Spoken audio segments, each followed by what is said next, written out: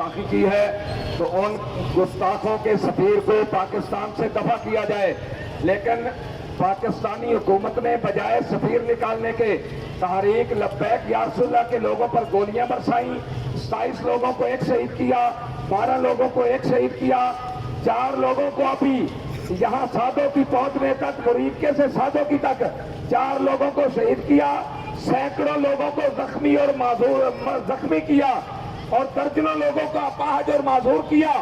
تو میں یہ کہنا چاہتا ہوں کہ پاکستان کی عوام اب سڑکوں پہ آ جائے، ظلم کی انتہا ہو چکی ہے، ایمان کا تقاضا یہ ہے کہ اب گھروں میں بیٹھنا غیرت کا تقاضا نہیں ہے۔ سب لوگ اٹھو، اس کارواں کے ساتھ شامل ہو جاؤ۔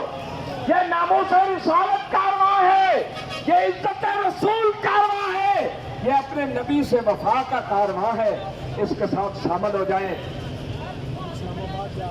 ہم انشاءاللہ العزیز اسلام آباد جائیں گے، یہ قافلہ رکے گا نہیں، نہ تمہارے چیلنج سے، نہ تمہاری گولیوں کی بوچھار سے، نہ تمہارے ظلم و تشدد سے کوئی چیز بھی اس قافلے کا راستہ روک نہیں سکتی۔ اے عاشقان رسول، صرف کھڑے ہو کر دیکھو ہی نہیں، پتہ نہیں زندگی کب ختم ہو جانی ہے۔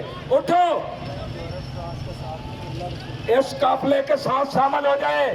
ہمیں نہ UN کی ضرورت ہے، نہ فرانس کی ضرورت ہے، نہ امریکہ اور برطانیہ کی ضرورت ہے، ہمیں ضرورت ہے تو رسول اللہ کی ضرورت ہے۔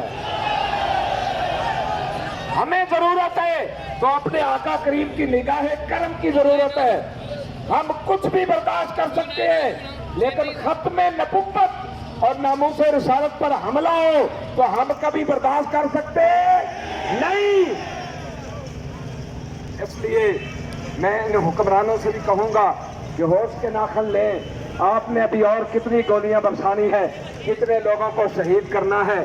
ہم تو اسی نبی کے نام کے لیے جا رہے ہیں، اس نبی کی عزت کے لیے جا رہے ہیں جن کا کلمہ تم بھی پڑھتے ہو، پھر میں کیوں نہ کہوں اور تم پر میرے آقا کی عنایت نہ سہی۔ اور منکر و کلمہ پڑھانے کا بھی احسان گیا، منکر و کلمہ پڑھانے کا بھی احسان گیا۔